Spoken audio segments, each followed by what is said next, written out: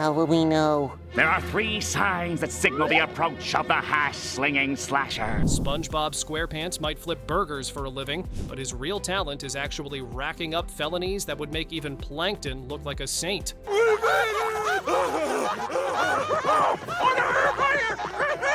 This episode of SpongeBob, called Whirly Brains, that starts off looking harmless, but gets super weird when you think about it. SpongeBob basically turns his brain into a flying drone. And what does he do with this cool new tech? Something useful? Nah, he and Patrick decide to spy on Squidward while he's taking a bath. I'm not kidding.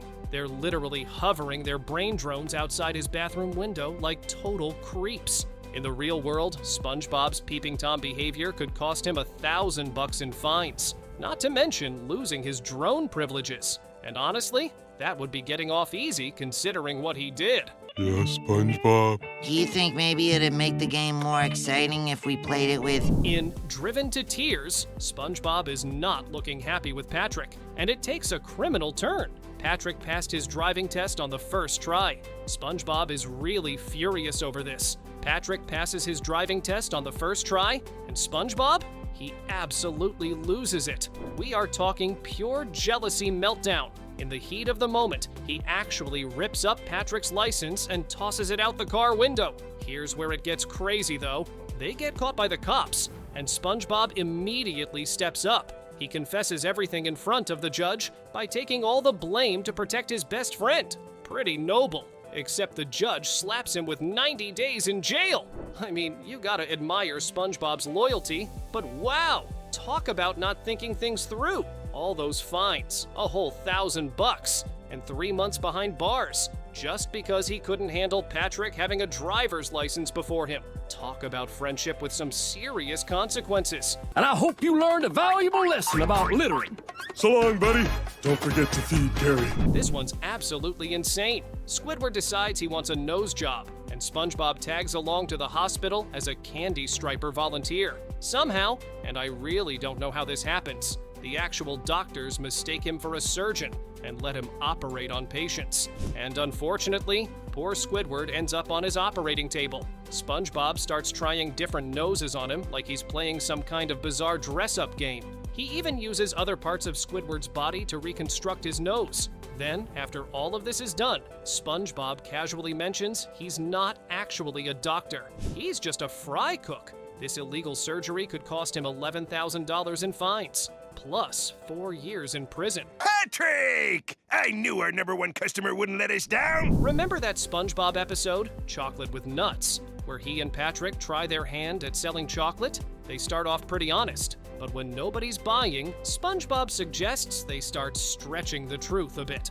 Well, stretching the truth quickly turns into straight-up lying. They tell customers the bars can cure illnesses. They claim it'll make hair grow.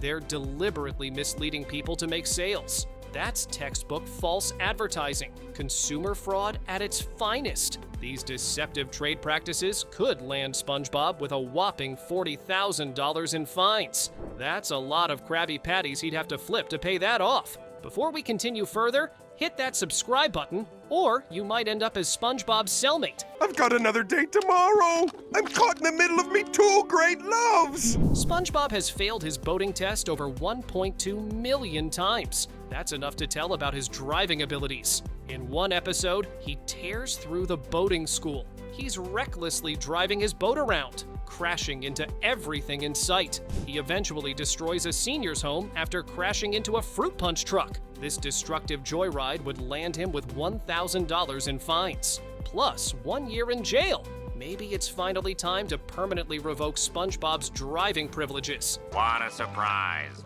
I invited them in, and I left them alone. Mrs. Puff landed in jail in the episode Doing Time, due to which SpongeBob's guilt changes into an obsessive thing of stalking and harassment. Convinced that joining her behind bars is somehow the right solution, SpongeBob and Patrick cross some serious boundaries. They follow Mrs. Puff everywhere, and I mean everywhere, including the bathroom. They constantly invade her personal space, pretend to be prison guards, and essentially torment the poor woman until she has a complete meltdown. And besides, if I'm in here, that means I won't have to deal with you! Remember that episode where SpongeBob becomes a lifeguard, even knowing that he can't swim at all? classic SpongeBob logic. When Patrick gets those swimming cramps, SpongeBob completely freaks out. His brilliant solution? Just drain the entire lake. I mean, his reasoning is technically sound. Patrick can't drown if there's no water, right? But here's the kicker. In the real world, that would be a serious environmental crime. Under the Rivers and Harbors Act, messing with any navigable water without permits would land you a $100,000 fine and a month behind bars. And may I say, sir, you are a very lucky fellow to have in your employ such a brave. Remember that episode where SpongeBob and Patrick borrow Sandy's rocket? They crash it and somehow convince themselves they've landed on the moon. I mean, come on, guys. You're clearly still in Bikini Bottom. Now, any normal person would realize they are still in Bikini Bottom. But not these two. They look around and decide everyone they know is actually an alien in disguise. So what do? They start a kidnapping spree. They capture nearly 500 residents. One by one, they are stuffing their neighbors into nets like they are collecting Pokemon. The sheer logistics of kidnapping an entire town is honestly mind-blowing. How did two idiots pull this off? And this kidnapping is a Class A felony. Every single person they grabbed counts as a separate charge. Do the math! SpongeBob is staring down 9,960 years in prison for this one episode. It wouldn't be those totally hip new flipper slippers all my friends are wearing, would it? Everyone wants them. If you remember, a health inspector visits the Krusty Krab in Nasty Patty. First, Mr. Krabs feeds him everything on the menu for free. But then, they see this news report about a fake health inspector scamming restaurants, and Mr. Krabs completely loses it. He gets SpongeBob to make what they call a Nasty Patty as payback. And trust me, this burger is disgusting. We're talking volcano sauce, seahorse radish, actual toenail clippings. SpongeBob even drops the thing in the toilet. Like, who does that? When they think the inspector died after eating it, they completely freak out. But instead of calling for help like normal people, these two geniuses decide the best plan is to bury the body. They're running around trying to hide this corpse everywhere. In a police car trunk, the Krusty Krab freezer, it's absolute chaos. When they finally break down and confess, turns out the inspector was alive the whole time. But here's the thing.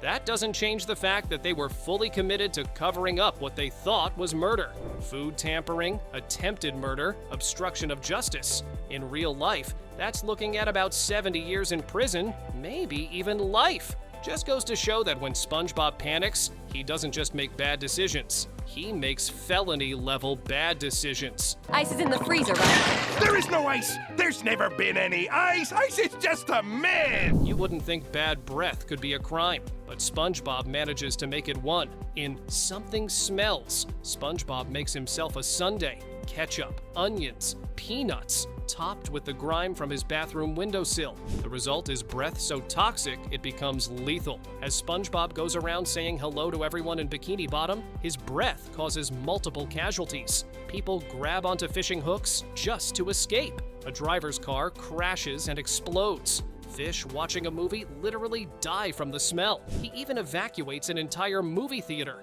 His actions weren't intentional, but SpongeBob caused a public nuisance. He ended up injuring and killing multiple fish with his smelly breath. I can't. SpongeBob, you're never gonna feel better till you get this thing off your chest. Everyone knows SpongeBob loves burgers a lot, but this obsession gets seriously dark in the episode To Love a Patty. He falls head over heels for a sandwich and even gives it a name. When clams at the carnival try to munch on it, SpongeBob snaps. He uses karate to take out all 21 clams. Yeah, he killed them for a hamburger. Let me be really clear here. He murders 21 living creatures just to protect a hamburger. This kind of carnage, even if it's motivated by his weird love for a patty, would still result in multiple murder charges. We're talking life imprisonment with a possibility of parole after 420 years if he's lucky, plus the possibility of solitary confinement. If you want to see more videos breaking down your favorite cartoon characters' crimes, check out these other videos for the shocking truth you won't find anywhere else. Let's get out of here. Yeah. Mr. Krabs, Squidward, allow me to introduce my date, Patty. Your date's a